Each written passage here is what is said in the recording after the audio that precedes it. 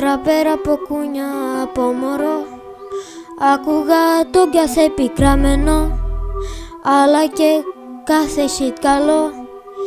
Ήμουνα μέσα στη φάση κι εγώ. Άκουγα τραπ από μικρό, από ένα χε του 98. Δεν μπορούσα μακριά από αυτό. Είναι σαν ένα ναρκωτικό που μακριά του δεν μπορώ. Μου έχει κάνει σταχτή το μυαλό. Είναι κάτι που δεν σταματώ. Να τα αγαπώ, νιώθω ότι μου κάνει καλό. Ξεκαθαρό ναρκωτικό που μακριά του εγώ δεν ζω.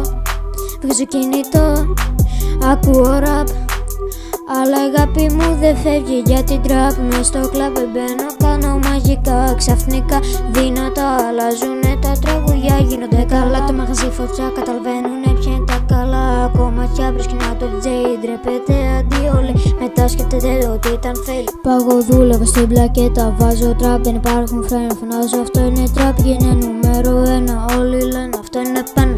Όλα τα άλλα είναι γαμημένα, τα έχουμε γραμμένα.